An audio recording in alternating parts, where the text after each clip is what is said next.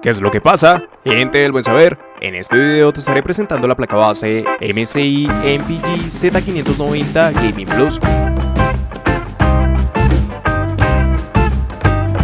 Para muchos de los ensambles que se van a establecer dentro de la gama alta, la inversión que se tiene que hacer detrás de los mismos es bastante elevada ante las distintas placas base que se pueden conseguir. Y una de las mejores representaciones a fin de encontrar una motherboard adecuada en cuanto a calidad-precio para la gama alta partiría desde placas como Gaming Plus, y bajo el chipset de la mayor gama puede traer consigo buenas oportunidades para realizar nuestros ensambles. Y con este video te quiero mostrar cada una de sus características, así como también las ventajas y desventajas que se nos van a presentar si estamos pensando en esta como una opción.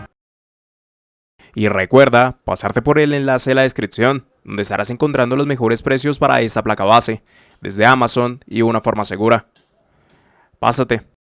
Y es que empezando con ese apartado de características, en este caso como es evidente, nos encontraremos con una placa bajo el chipset Z590 y el socket LGA 1200, que nos estaría dando soporte a procesadores Intel desde la 10ª generación a la 11ª generación, lo cual incluye desde procesadores Celeron, Pentium, como a su vez líneas dentro de i9, i7, i5 e i3. Y en este caso, gracias al VRM y el chipset en cuestión, las posibilidades de sumar procesadores de la mayor gama, aún bajo overclock, son factibles. Ya para el lado de su memoria RAM, nos encontraremos que es necesario poseer memorias de tipo DDR4 con un máximo de 128 GB,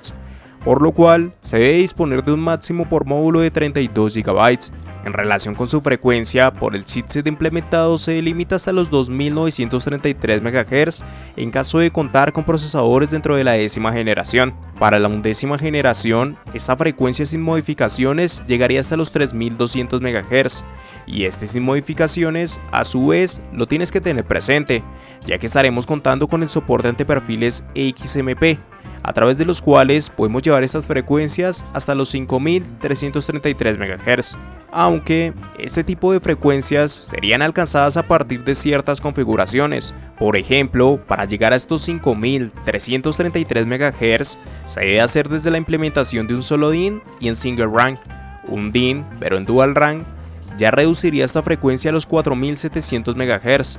Dos DIN en single rank limitarían las mismas a los 4400 MHz, y dos DIN, pero en dual rank, llevarían este valor alrededor de los 4000 MHz, por lo que es posible alcanzar este tipo de frecuencias, pero sin embargo son dependientes de las memorias y la configuración a utilizar. Y si es que nos situamos en su almacenamiento, en este caso contaremos con 6 puertos SATA de 6 GB por segundo, que pueden ser configurados en modo RAID 0, 1, 5 y 10. Adicional a esto encontraremos 3 M.2, el principal dentro de los mismos, contando con el soporte para PCI Express 4.0, si es que añadimos un procesador dentro de la 11ª generación, además de dar compatibilidad con tarjetas de formato desde el 2242 hasta el 22110. Para el segundo y tercer M.2 se nos va a añadir soporte en PCI Express 3.0 y SATA, en tarjetas de formato desde el 2242 hasta el 2280. En cuanto a sus puertos de expansión, se nos presentarían 3 PCI Express con formato X16, aunque en este caso tan solo el principal dentro de los mismos estaría corriendo por 16, además de que también cuenta con la posibilidad de dar soporte para PCI Express 4.0 con procesadores de la 11ª generación. Para los otros dos PCI Express restantes, aunque sea de formato X16, en realidad van a correr por 4 y en su versión 3.0. Adicional a esto se añadirían dos PCI Express X1 3.0. Cada una de estas características estarían acompañadas junto al códec de audio ALC 4080, y ya dentro de sus conexiones internas y fuera un carácter común para el funcionamiento propio del sistema podemos encontrar un encabezado USB 3.2 de segunda generación tipo C, un USB 3.2 de primera generación, dos USB 2.0, una conexión para bombas de agua, 6 conexiones para ventiladores externos, una conexión TPN, un encabezado de tipo Thunderbolt, dos conexiones de tipo RGB, dos conexiones de tipo ARGB, además de estar destacando el sistema de Easy Debug LED, así como también para el lado de las conexiones externas se nos van a añadir dos USB 2.0, un DisplayPort, un HDMI, dos USB 3.2 de primera generación tipo A, tres USB 3.2 de segunda generación tipo A, un USB 3.2 de segunda generación por 2 tipo C,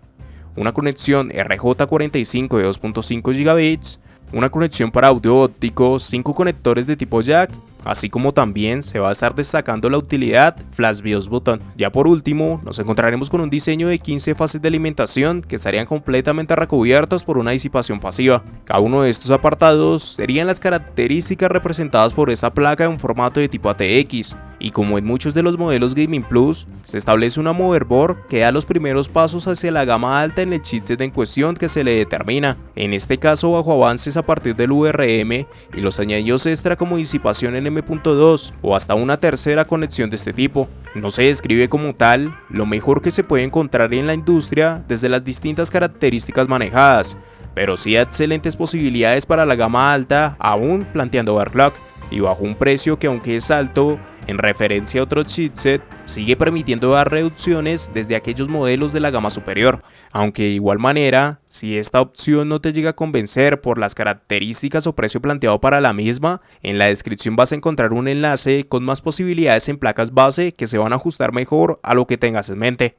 Entrega de energía. En relación al VRM suministrado por este modelo, como te indicaba anteriormente, no es el mejor VRM que se puede plantear desde estas placas, pero sin lugar a duda, ya suple muchas de las exigencias de la mayoría de usuarios, que se adentran ante las posibilidades de overclock para las gamas altas. En este caso, se van a contar con 15 fases de alimentación, 14 determinadas para su subcore más una para su SOC, cada una de estas bajo el manejo del controlador central ISL 69269, el cual en realidad no mantiene soporte para operar con la cantidad de fases descritas por esta placa, sino que operaría en un modo de 7 más un fases, la mitad de las fases establecidas por parte de su subcore,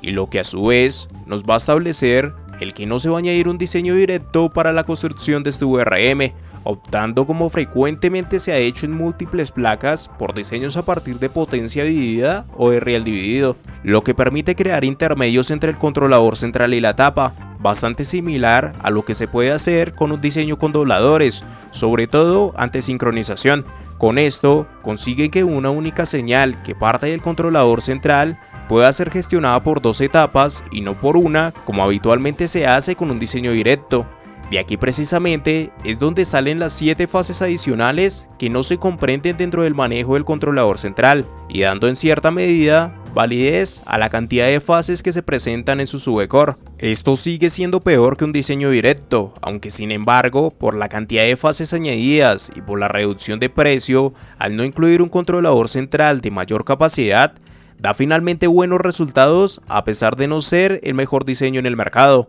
Además de esto, se acompañaría con MOSFET como los RAA 220075 con una capacidad de hasta 75 amperes, lo que plantea en teoría un manejo de hasta 1050 amperes por parte de su subcore. De nuevo, no son los mejores MOSFET de la industria, pero dan excelentes posibilidades, y de hecho se comparten ante distintas placas de MSI como Gaming Force, Gaming Carbon, e inclusive nos vamos a encontrar con exactamente el mismo VRM para la Gaming Edge. Todo esto a la final nos va a permitir sumar procesadores dentro de líneas como i9 sin problema alguno, y aún ante los mismos dar el paso a modificaciones a partir del overclock, aunque ante el aumento de frecuencias evidentemente empezarían a sobresalir otros modelos por la eficiencia en cuestión. Sin embargo, realmente se va a dar desde frecuencias bastante altas y donde gran parte de los usuarios ni siquiera plantean conseguirlas,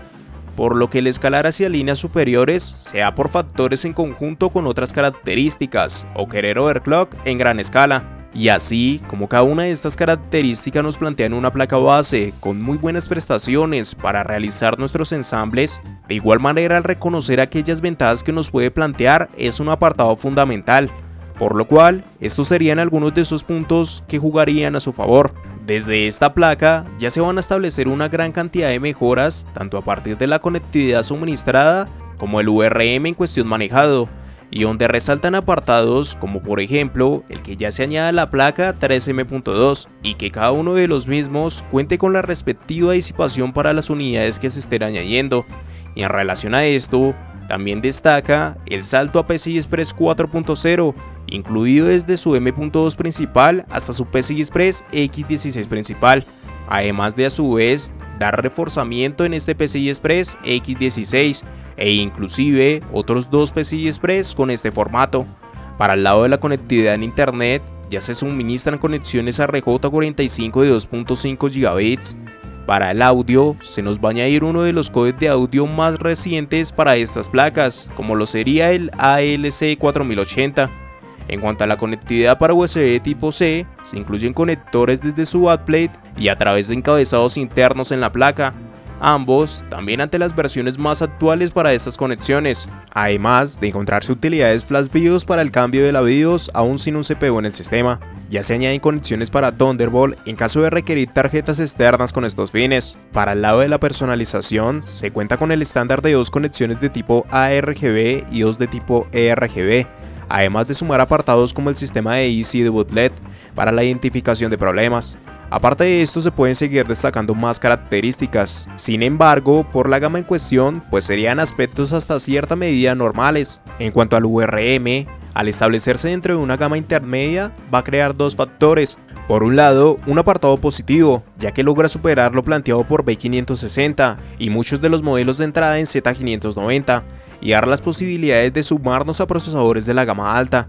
Aunque también, por otro lado, pues con respecto a modelos de mayor gama, va a existir limitantes a partir de ciertas frecuencias, si es que vamos a realizar modificaciones. A la final considero que por el salto que se da desde B560 hacia modelos como estos, y por la relación en su costo, sí que creo adecuado la mejora en el VRM, siendo bastante positiva para la placa. Pero aunque llegue a plantear cada una de esas ventajas desde esta motherboard, sin embargo no es un modelo que vaya a estar excepto de contener algunas desventajas, por lo cual estos serían algunos de esos puntos que no jugarían tanto a su favor. Muchas de las desventajas que se van a empezar a destacar salen principalmente bajo la comparación con placas de mayor gama, donde evidentemente se puede añadir mejores características, pero también a costa de aumento en su precio, ya sea a través de la conectividad, donde inclusive apuestas más fuertes por PCI Express 4.0 pueden verse reflejadas, además de enfoques directos para Thunderbolt con controladores unificados. Ya incluiría conectividad inalámbrica con ese paso ante Wi-Fi 6E,